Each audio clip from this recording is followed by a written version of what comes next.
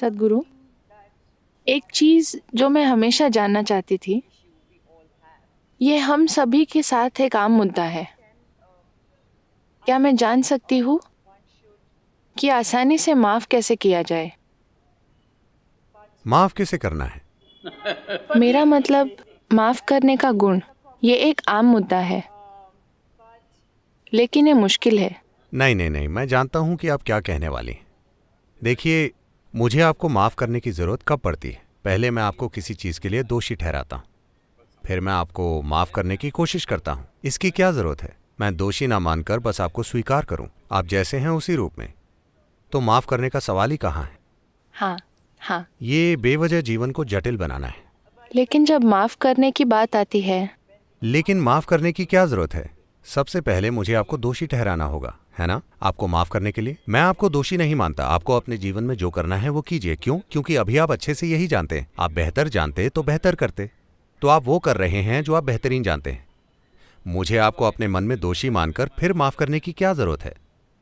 इससे जीवन बेवजह जटिल बन जाएगा। मैं किसी को माफ नहीं करता क्योंकि मैं किसी को दोषी नहीं मानता। लेकिन आमतौर पर सभी इंसानों के लिए माफ़ करना मुश्किल होता है, इसीलिए मैं कह रही हूँ। नहीं, मैं कह रहा हूं माफ करने की जरूरत ही नहीं है। अगर मैं आपको किसी चीज के लिए दोषी ही नहीं मानता तो आपको माफ करने का सवाल ही कहां है?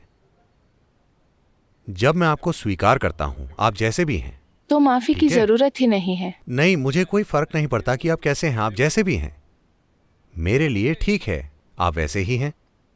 इंसान ऐसे ही होते हैं, ठीक है? तो लोग इस चीज में पड़ते हैं क्योंकि वो लोगों से अवास्तविक उम्मीदें रखते हैं। क्योंकि उनकी उम्मीदें अवास्तविक हैं तो वो किसी को दोषी मान लेंगे अपने मन में, और फिर एक दिन वो उन्हें माफ कर देंगे। भगवान मत बनिए। लोगों को स्वीकार कीजिए जैसे आप खुद हैं। आप एक परफेक्ट इंसान नहीं हैं। इसी तरह आपके आसपास भी कोई परफेक्ट इंसान नहीं है। उन्हें स्वीकार कीजिए। अगर आप उनके साथ लेन देन कर सकते हैं, काम कर सकते हैं, बिजनेस कर सकते हैं या रिश्ता रख सकते हैं तो ठीक है। अगर आप नहीं कर सकते तो उन्हें अकेला छोड़ दीजिए। काश सभी आपकी तरह सोच पाते सद्गुरु जी। यही चीज़ आपको बहुत अलग बनाती है और हम आपसे मदद मांगते हैं। नहीं, मैं कह रहा हूं आप बेवजह अपने मन में जटिलता पैदा कर रहे हैं और आप इससे हमेशा संघर्ष करते रहेंगे। क्योंकि एक बार जब आप किसी को अपने मन में दोषी मान लेंगे तो आप जितनी भी माफी की एक्टिंग कर लें, यह आपके मन से नहीं जाएगा। ये सच है। इसके लिए आपका बहुत बहुत धन्यवाद। एक और चीज़ जो मैं हमेशा जानना चाहती थी या पता लगाना चाहती थी, वो अध्यात्म के बारे में है। क्या कोई तरीका है या एक निश्चित मार्ग है जिस पर चलकर आप जागरूक हो सकते हैं? तरीका क्या है? अध्यात्म की दिशा में ले जाने वाला मार्ग क्या है? अगर कोई वो मार्ग खोज रहा हो तो? देखिए, अध्यात्म किसी की विचारधारा नहीं है। ये नैतिकता के नियम नहीं है। ना ही ये मंदिर, चर्च या मस्जिद जाना है। आध्यात्मिक प्रक्रिया को ऐसे समझिए। ये शरीर आपने कुछ समय में इकट्ठा किया है। मेरा मतलब आप ऐसे पैदा नहीं हुए थे। आपने इसे धीरे धीरे इकट्ठा किया। कहाँ से? जो खाना हम खाते हैं उससे। ठीक है?